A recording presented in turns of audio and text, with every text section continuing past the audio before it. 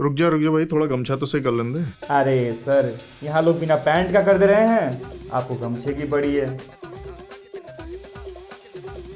ओह, तो फिर हम भी शुरू कर लेते हैं। नमस्कार, एक और टिप्पणी के साथ मैं तुल चौरसिया। इस टिप्पणी की शुरुआत हम करेंगे एक आत्मनिर्भर नंगे की कहानी से। टेलीविजन की डिबेट में अमूमन हर रोज नंगा होकर परेशान हो चुके भाजपा के प्रवक्ता गौरव भाटिया ने खुद ही नंगा होने का फैसला किया। इसी नग्नावस्था में उन्होंने प्राइम टाइम में शिरकत की। ये कहानी उसी आत्मनिर्भर नंगे की है। गौरव भाटिया मेरे साथ है, भारतीय जनता पार्टी के। मेरे साथ आज की इस चर्चा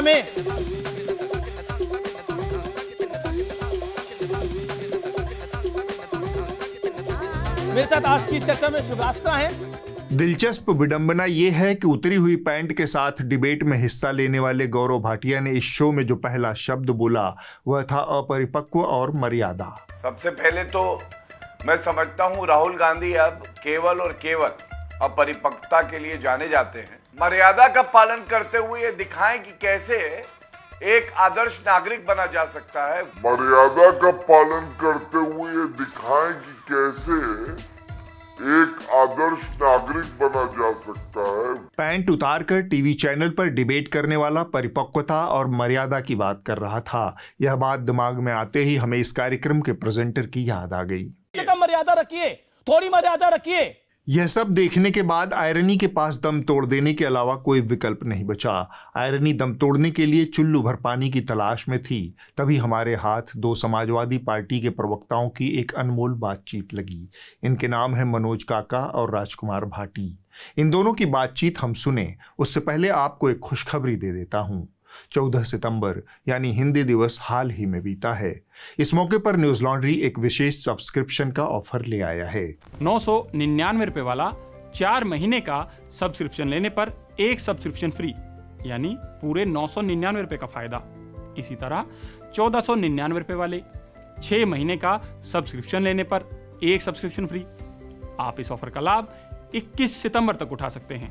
मेरे बगल में जो QR कोड लगातार आपको दिख रहा है यह हिंदी दिवस के स्पेशल ऑफर्स का फायदा उठाने का गेटवे है। तो न्यूज लॉन्ड्री का यह सब्सक्रिप्शन लेकर इस हिंदी दिवस पर दिल मिलाएं। इस ऑफर का समय रहते फायदा उठाइए। अब मैं आपको राजकुमार भाटी और मनोज काका के बीच हुई बातचीत सुना देता हूँ। पहले मनोज काका ने कहा, कच्छे में बैठा भाटिया आदमी ही है घटिया, दिमाग से नंगा शरीर से नंगा हो गया है। इसके जवाब में राजकुमार भाटी ने लगभग चुनौती देते हुए कहा, कच्छा नहीं है भाई, शर्त लगा लो। इन दोनों के दावे पर मैं किसी किस्म का शक सुबह करने की स्थिति में नहीं हूं, बल्कि मैं कहूं कि मेरे पास सिर्फ यकीन करने का विकल्प ही शेष था। ऐसा इसलिए कि भाटिया लंबे समय तक इन दोनों के मातहत काम कर चुका है, लिहाजा भाटिया की हरकतें और आदतें इन दोनों को अच्छे से पता होंगी। खैर, हम अगर पिछले हफ्ते की बात करें तो पैंट सिर्फ भाटिया की नहीं उतरी, पत्रकारिता में भी किसी की पैंट उतर गई। यह आदमी भारतीय पत्रकारिता के मुंह पर झन्नाटेदार काली कालिख वाला तमाचा है, जिसे देखकर बस यही कहा जा सकता है, क्या करते हो चूतिया करने का। अर्नब गोस्वामी इस दौर की अनैतिक दरबारी पत्रकारिता के दस्तावेज का कवर पेज है। जब आदमी बेईमानी के उच्चतम शिखर पर पहुंच जाता है तब वह अर्नब गोस्वामी हो जाता है, लाज हया से मुक्त, निर्द्वंद, निर्लज्ज, थेथर और बेहया। और जब व्यक्ति यह हो जाता है तब वह इसी तरह के सवाल पूछता है भारत, सचिन तेंदुलकर द ग्रेट, क्यों चुप है आप? सौरव गांगुली, सचिन तेंदुलकर, बीसीसीआई से डरते हो? सचिन तेंदुलकर, सौरव गांगुली, रवि शास्त्री, राहुल द्रविड़, देश ने आपको कितना दिया? देश ने दिया आपको, मगर आपको लगता है आपके एक ही सुपर बॉस है राजीव शुक्ला। अर्नब गोस्वामी अगर बीसीसीआई के अध्यक्ष राहुल द्रविड़, बीसीसीआई के सीईओ सौरव गांगुली और भारत के खेल मंत्री सचिन तेंदुलकर से सवाल न पूछें तो फिर किससे पूछें? इस आदमी से तो अर्नब कतई कुछ भी नहीं पूछ सकते, क्योंकि यह फिलहाल इकलौता आदमी है जो भारत और पाकिस्तान के बीच हर तरह के क्रिकेट मैच का विरोध कर रहा है, वह भी तब जबकि यह क्रिकेट के दुनिया के किसी बड़े पद पर भी नहीं है। कंट्रोल सर, लगता है आप गलत स्क्रिप्ट पढ़ रहे हैं। ओह माफ कीजिए, मैं थोड़ा भावनाओं में बह गया। मेरे प्रोड्यूसर ने बताया कि ये जय शाह हैं, जो दुनिया में क्रिकेट की सबसे बड़ी संस्था आईसीसी के चेयरपर्सन हैं और भारत के गृह मंत्री अमित शाह के पुत्र हैं। इनकी प्रोफाइल बताती है कि ये सफल व्यापारी हैं, स्टॉक मार्केट के सफल खिलाड़ी हैं। उसी प्रतिभा के मद्देनजर इन्हें आईसीसी का चेयरमैन बनाया गया है। इतने बड़े खिलाड़ी से भारत पाकिस्तान के मैच को कैंसिल करवाने की उम्मीद आप कैसे कर सकते हैं, खासकर तब जब दांव पर सिर्फ एक मैच में हजारों करोड़ रुपए लगे हों। एक अनुमान के मुताबिक सिर्फ टिकटों की बिक्री से 100 करोड़ रुपए कमाए गए। इसके अलावा प्रति 10 सेकंड के टीवी विज्ञापन की दर 16 लाख रुपए थी और भी 50 तरह की स्पॉन्सरशिप थी। ऐसे में पप्पा कहें हम ईंट से ईंट बजा देंगे पाकिस्तान की। जब तक आतंकवाद समाप्त नहीं होगा हमारी लड़ाई चालू रहेगी और जिन लोगों ने एक कृत्य किया है उसका उचित दंड उनको निश्चित रूप से दिया जाएगा। और बेटा कहे हम तो नोट छापेंगे। खैर, हम भटकते हुए अर्नब गोस्वामी से यहाँ पहुँच गए। अर्नब तो हुक्म की तामील कर रहा था। भाजपा के सांसदों और नेताओं के बोल भी भारत पाकिस्तान के मैच को लेकर हल्के, बेमानी और असंवेदनशील हो गए। बौद्धिकता का चोला पहनकर की गई राकेश सिन्हा की ओछी टिप्पणी पर गौर कीजिए। देखिए, हमने खून और पानी का कहा था, हमने क्रिकेट का नहीं कहा था। ये भाजपा के राज्यसभा सांसद हैं। इनका जवाब एकदम उसी कैटेगरी में था जैसे सबके खाते में 15 लाख रुपए की सफाई में अमित शाह का जुमला वाला बयान। देखिए, ये जुमला है, किसी के अकाउंट में 15 लाख रुपया कभी नहीं जाता, वो उनको भी मालूम है और आपको भी मालूम है और देश की जनता को भी मालूम है। इस जवाब की कठोरता और उसका छुपा हुआ संदेश पढ़िए। हमने तो ये नहीं कहा था कि हम खेल नहीं खेलेंगे, हमने तो ये भी नहीं कहा था कि हम बिरयानी भी नहीं खाएंगे, यानी भविष्य में बिरयानी भी खाई जा सकती है। ये आदमी सीधी सी बात नहीं बोल पाया कि मैं इस विषय पर बोलने में असमर्थ हूँ, क्योंकि सच बोलने से ओढ़ी गई बौद्धिकता हवा हो जाएगी। ये आदमी इतना भी कहने का साहस नहीं रखता कि मैं अपनी सरकार के इस फैसले से सहमत नहीं हूँ। बात खत्म। बस इसी स्तर की हुजूर माई बाप टाइप लोकतंत्र हमारे देश में बचा हुआ है। गोली मारो वाले भैया का कुतर्क भी लगे हाथ सुन लीजिए। मल्टीनेशनल टूर्नामेंट जहां पर एसीसी या आईसीसी करवाती है, वहां पे किसी भी देश के लिए मजबूरी या जरूरी हो जाता है भाग लेना। अगर वो नहीं लेंगे तो टूर्नामेंट से बाहर हो जाएंगे। यह हद बेमतलब की बात कही अनुराग ठाकुर ने, एकदम फिजूल। अव्वल तो एशिया कप आईसीसी का इवेंट नहीं है। आईसीसी का इवेंट बायकॉट करने के कुछ संभावित नुकसान हो सकते हैं, लेकिन एशिया कप होस्ट देश और हिस्सा लेने वाले देशों के बीच का मसला है। यह आईसीसी कैलेंडर का हिस्सा नहीं है। इसलिए भारत अगर चाहता तो इस टूर्नामेंट से दूर रह सकता था। 2 महीने पहले जिस तरह के हालात थे दोनों देशों के बीच, उसे देखते हुए यह मैच खेलने का सही समय नहीं था। खासकर जब सरकार यह कह रही है कि आतंकवादी पाकिस्तान से आए थे। ऑपरेशन सिंदूर अभी जारी है। यह दोधारी तलवार है। जिन लोगों के परिजनों ने पहलगाम में अपनी जान गंवाई है, उनके सवालों का जवाब सरकार कैसे देगी? और उससे भी अहम बात है कि बीते 2-3 महीनों के दौरान कही गई ये सारी बातें खोखली और हल्की साबित हुई हैं।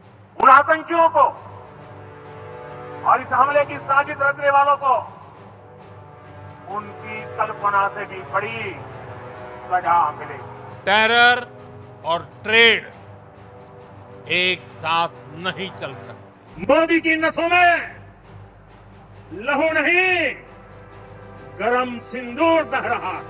आतंकों और आतंकी को पालने पोसने वालों को, आतंकियों को ताकत देने वालों को अब हम अलग अलग नहीं मानेंगे। सरकार का कोई भी एक्शन नीजर्क रिएक्शन नहीं होना चाहिए, उसमें एक निरंतरता होनी चाहिए। 2 महीने पहले आप पाकिस्तान को लेकर पूरे देश में युद्ध का माहौल बनाएं, हर मंच से उन्माद फैलाएं और फिर 2 महीने बाद आप पाकिस्तान के साथ मैच खेलें, तब लोग सरकार से सवाल पूछेंगे।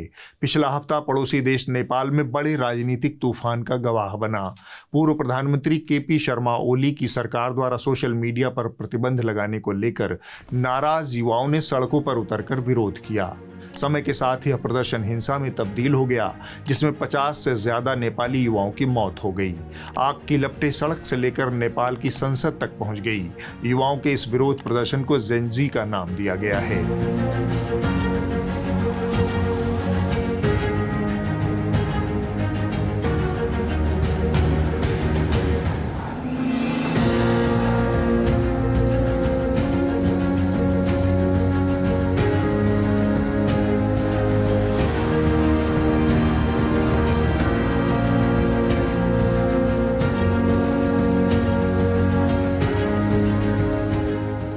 यह आंदोलन नेपाल में राजनीतिक भ्रष्टाचार, सोशल मीडिया पर बैन और नेपाली नेताओं के भ्रष्टाचार की गवाही देने वाली उनके बच्चों की शाही जिंदगियों की प्रदर्शनी से पैदा हुआ। अंततः इसने नेपाल में तख्ता पलट दिया। प्रधानमंत्री केपी शर्मा ओली को अपना पद छोड़ना पड़ा। आंदोलनकारियों ने नेपाल सरकार के कई मंत्रियों को निशाना बनाया। तमाम मंत्रियों और पूर्व प्रधानमंत्रियों के घरों में तोड़फोड़ और आगजनी की गई।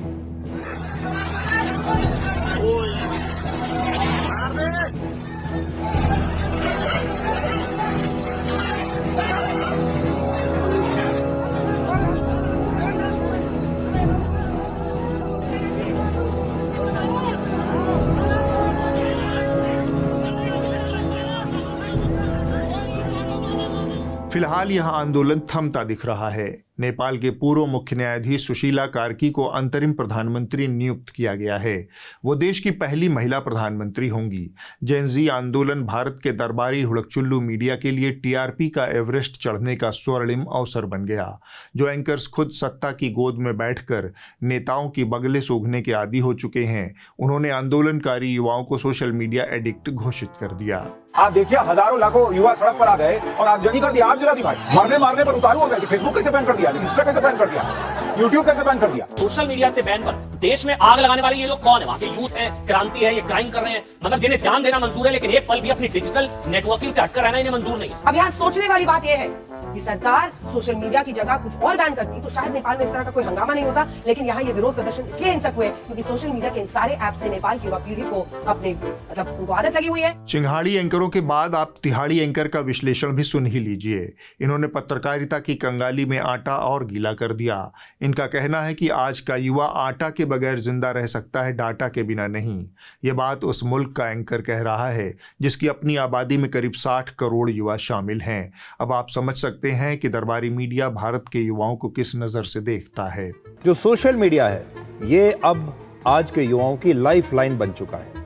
आप इनसे आटा छीन लीजिए लेकिन डाटा मत छीनिए। और नेपाल की सरकार ने जो गलत काम कर दिया, जो गलती कर दी, वो ये है कि उन्होंने सोशल मीडिया को बैन कर दिया। ये वो युवा हैं जिनकी सोशल मीडिया ही लाइफलाइन है। वैसे तो आटा डाटा के साथ चाटा भी राइम करता है, मगर हम हिंसा के उतने ही खिलाफ हैं जितना हमारे गोदी एंकर्स सच्ची पत्रकारिता के खिलाफ।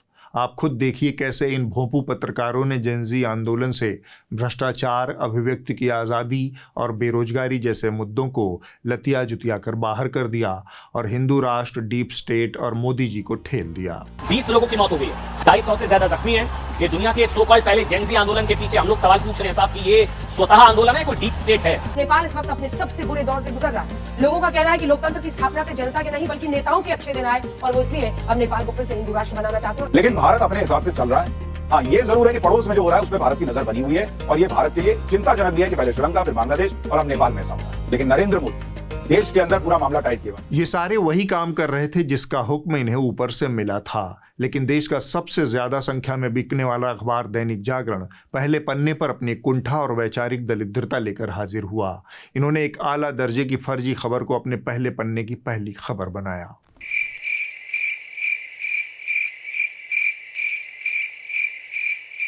जागरण जो कर रहा है उसे कहते हैं नमक का हक अदा करना, हर संघी एजेंडे को समर्थन करना, जहां ना हो वहां पर संघी एजेंडे को घुसाना जागरण का लक्ष्य रहता है। जाहिर है जागरण या तमाम दरबारी मीडिया के पास इन विदेशी साजिशों को रोकने का जो एकमात्र देसी उपाय उपलब्ध है वो है हिंदू राष्ट्र की स्थापना। नेपाल कभी दुनिया का एकमात्र हिंदू राष्ट्र हुआ करता था। 2008 में नेपाल को धर्मनिरपेक्ष घोषित कर दिया गया। नेपाल को दोबारा हिंदू राष्ट्र बनाने की मांग कई बार हो चुकी है। लोगों का कहना है कि लोकतंत्र की स्थापना से जनता के नहीं बल्कि नेताओं के अच्छे दिन आए और वो इसलिए अब नेपाल को फिर से हिंदू राष्ट्र बनाना चाहते हैं और राजतंत्र की बहाली करना चाहते हैं। आंदोलनकारियों ने 19 सरकार के जिन जिन मंत्रियों को दौड़ा दौड़ा कर मारा, उनके घरों को फूंक डाला, वो सभी वो नेता हैं जो नेपाल को हिंदू राष्ट्र बनाने और राजशाही लाने का विरोध करते हैं। इतने सारे कुकर्मों को देखने और जानने के बाद अगर आप ये पूछें कि इन लोगों के साथ नेपाल में मारपीट क्यों हो रही है तो आप नादान ही कहे जाएंगे। दिल्ली और मुंबई के स्टूडियो में बैठकर सरकारी प्रोपेगेंडा का भोंपू बनने की कीमत एक बार फिर से उन तमाम रिपोर्टर्स को चुकानी पड़ी जो नेपाल से जमीनी रिपोर्टिंग कर रहे थे। ये लगातार यहाँ पर अपनी बात रखने के लिए लोग जो हैं वो यहाँ पर इकट्ठे हो रखे हैं।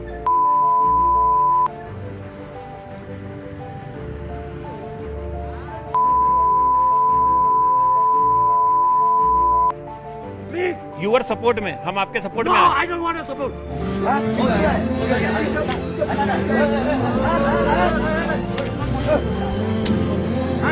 What is our agenda? Sir, I know. Sir. What is our agenda? Sir, you please, what is our agenda? I'll throw the camera. आप क्यों इधर आया है? हमरा नेपाल में क्यों आया? अभी तो आता इंडिया। हम क्यों आए?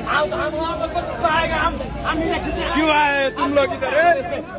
भारतीय मीडिया की गिरी हुई विश्वसनीयता बताती है कि आखिर दुनिया के प्रेस फ्रीडम इंडेक्स में हमारा इतना बुरा हाल क्यों है। खैर, नेपाल के अच्छे दिन सिर्फ उसे हिंदू राष्ट्र बनाने से नहीं आने वाले। लगता है दरबारी मीडिया के नफरती चिंटू मोदी जी को नेपाल एक्सपोर्ट करके ही मानेंगे। बस दुआ कीजिए कि अमेरिका की तरह नेपाल हमारे इस शानदार एक्सपोर्ट पर कोई टैरिफ न लगा दे। खुद वो नेपाल मोदी जैसे नेता की डिमांड कर रहा है बॉस। नेपाल में इतनी बड़ी क्रांति इसलिए हुई कि वहां पर मोदी जैसा कोई लीडर ही नहीं था। नरेंद्र मोदी जैसा लीडर नेपाल को इसलिए चाहिए क्योंकि भ्रष्टाचार और परिवारवाद से ऊब कर ही भारत नरेंद्र मोदी को लाया था। अब नेपाल भी भ्रष्टाचार और परिवारवाद से ऊबकर क्रांति कर रहा है, तो उसे भी नरेंद्र मोदी की जरूरत दिख रही है। जैसे मोदी जी ने भारत में बेरोजगारी को खत्म कर दिया है, जैसे हमारी अर्थव्यवस्था 7वें आसमान में उड़ान भर रही है, वैसे ही नेपाल की किस्मत भी बदल जाएगी।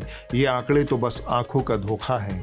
जिस तरह से मोदी जी ने हमारे देश में परिवारवाद का समूल नाश किया है, वह नेपाल के नेपो बेबीज की समस्या को भी उसी तरह चुटकियों में निपटा देंगे।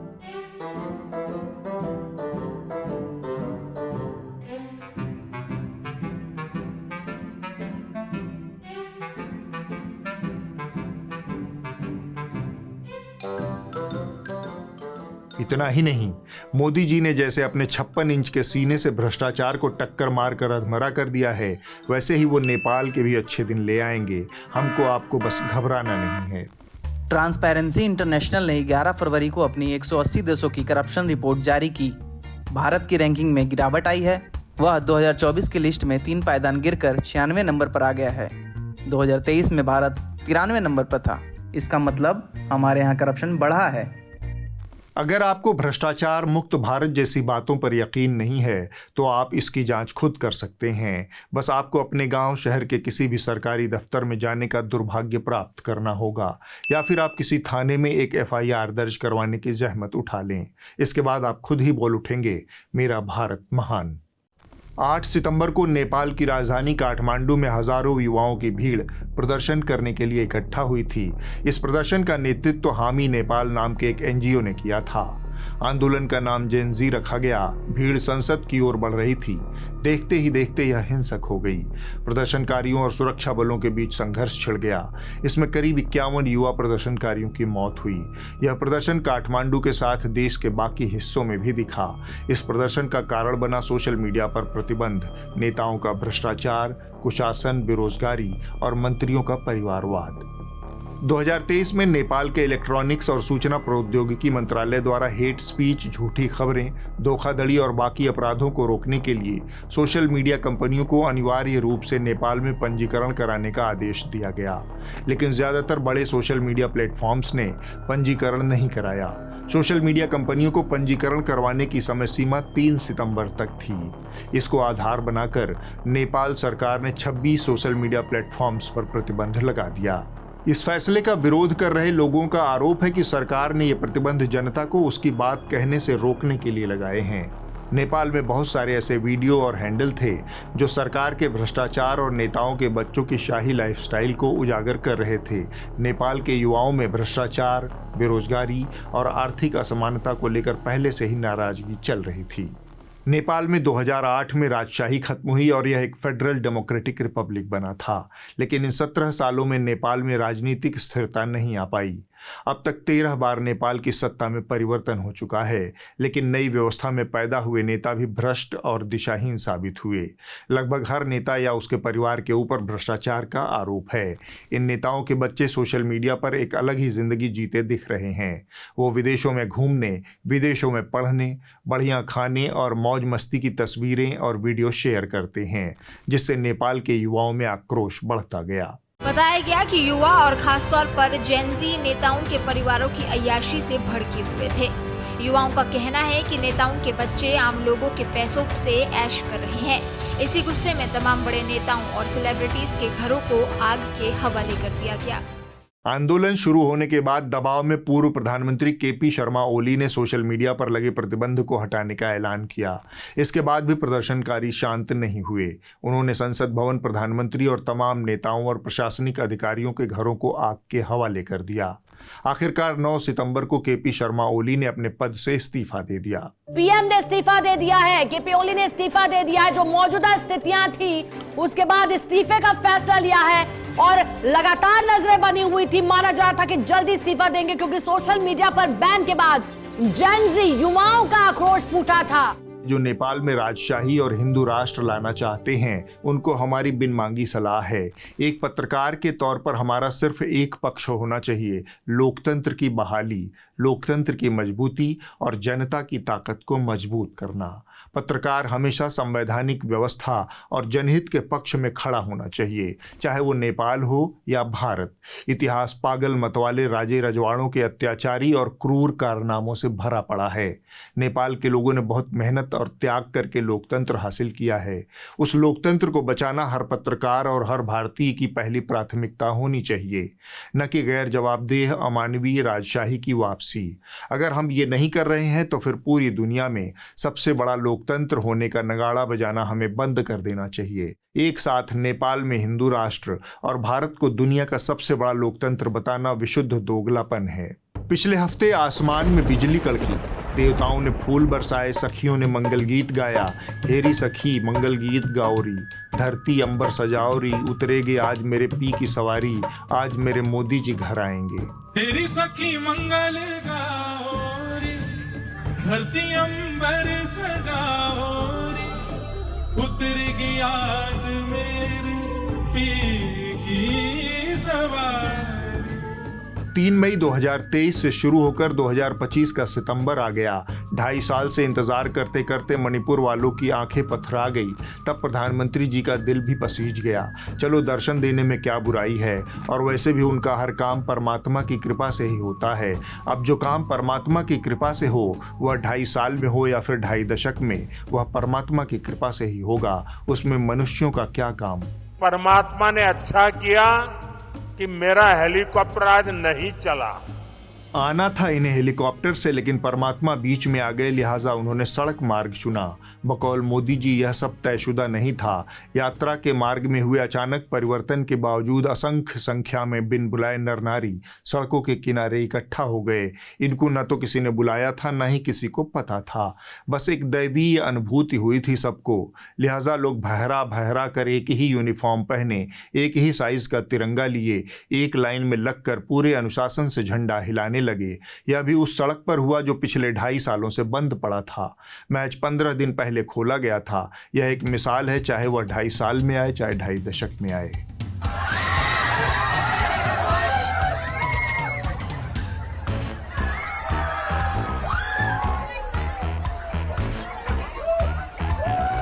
ढाई साल बाद ही सही वो आए, और आए तो हासिल क्या हुआ। जैसी उम्मीद थी वैसा कुछ भी नहीं हुआ। उनके दौरे से जख्मी और पीड़ित मणिपुर को वह सब नहीं मिला जिसकी उसे ज़रूरत थी। न इंसाफ की बात, न विस्थापितों की घर वापसी की उम्मीद, न दोनों समुदायों के बीच भरोसा बहाली का कोई प्रयास, न अपनी पार्टी की सरकार की आपराधिक नाकामी को सज़ा देने की कोई पहल, न 2.5 साल तक लापता रहने का कोई पछतावा, न हिंसा के पीड़ितों को ढांढस बंधाने की कोई कोशिश। जो हासिल हुआ वो था कुछ रटे रटाए बेईमानी से जुमले, कुछ परियोजनाओं के लिए पैसों का ऐलान, कुछ फोटो और 5 घंटे। मणिपुर के तो नाम में ही मणि है। खैर, इस तरह का मौका जब आता है तब सबसे पहले हमारे दरबारी हुड़कचुल्लुओं की कलई खुल जाती है। मसलन 2.5 साल तक मणिपुर से मुंह चुरा रहे प्रधानमंत्री से उस तरह के सवाल नहीं किए गए जिस तरह के सवाल इस देश का दरबारी मीडिया ने विपक्ष के नेता राहुल गांधी के मणिपुर दौरे के समय किया था। एक नमूना देखिए। आखिर मरहम लगाने गए थे या सियासत करने के लिए गए थे, तो क्या वाकई आग में घी डाला जा रहा है? और जब प्रधानमंत्री पहुंचे हैं तब आज तक की यह कवरेज देखिए। भारी बारिश में जब हेलीकॉप्टर उड़ नहीं सका तो पीएम मोदी ने सड़क का रास्ता चुना। रैली स्थल सड़क मार्ग से करीब 65 किलोमीटर दूरी पर था, लेकिन मंजिल सिर्फ जनता का दिल था। सत्ताधारी पार्टी की लिखी हुई स्क्रिप्ट पढ़ते पढ़ते ये चैनल इतने नंगे हो चुके हैं कि इन्हें अब इस बात से फर्क नहीं पड़ता कि सब के सब एक ही टूल किट की स्क्रिप्ट लगातार दोहराते रहते हैं। जनता इस बात को भली भांति समझ जाती है और हंसने लगती है। क्या सुरक्षा छोड़ राहुल गांधी लगाते हैं विदेशी दौड़? मीडिया रिपोर्ट्स के मुताबिक नेता प्रतिपक्ष राहुल गांधी विदेश यात्रा पर रवाना हो गए हैं। सबसे बड़ा सवाल यही है कि उपराष्ट्रपति चुनाव से ठीक पहले राहुल विदेश घूम रहे थे। कभी भी राहुल गांधी फ्री नहीं होते, लेकिन मलेशिया की छुट्टियों के लिए तो फ्री होते हैं। दर्जन भर चैनल एक साथ राहुल गांधी की विदेश यात्रा पर कुकुरहाव करने लगे तो आपको भी लगेगा कि देश की सबसे बड़ी समस्या यही है। भले ही देश का प्रधानमंत्री देश के सबसे अशांत और हिंसाग्रस्त इलाके में 2.5 साल तक नहीं गया हो, उसके पास शांति का कोई रोड मैप तक न हो, पर आपको लगेगा कि राहुल गांधी की विदेश यात्रा ही देश की सबसे बड़ी समस्या है। इसी बात पर आप इस हफ्ते की रिपोर्ट देख लीजिए, तब आपको समझ में आएगा कि देश की असली समस्या क्या है और चैनल वाले हर शाम आपको क्या दिखा रहे हैं। जो कही जा रही थी बातें कि अंदर में भी सोशल डिस्टेंसिंग। इस हफ्ते की रिपोर्ट न्यूज पोर्टली से है। पंजाब पिछले 4 दशकों की सबसे भीषण बाढ़ का सामना कर रहा है। पौंग, भाखड़ा और रणजीत सागर बांधों के ओवरफ्लो के कारण पंजाब के निचले इलाकों में बड़े पैमाने पर तबाही हुई है। फसलें पूरी तरह से बर्बाद हो गई हैं। धन और जन दोनों का नुकसान हुआ है। पूरी उम्र लगाकर घर बनता है और जो बाढ़ में हमने देखा, हमें जो लग रहा, हम एग्जैक्ट तो नहीं बोल सकते, 25 से 30-35% घरों का जो दरारें पड़ जाएगी या कुछ बह गए हैं। फसल सारी बर्बाद हो गई ते डंगरां दा इन्ना मारा चारा है नहीं मासा भी। आ लोग आउंदे ने माड़ा मोटा चार दे के जांदे ने, इहदे नाल दिहाड़ी लंघदी आ, बाकी होर कुछ नहीं बचा। अगले हफ्ते होगी एक और टिप्पणी। नमस्कार।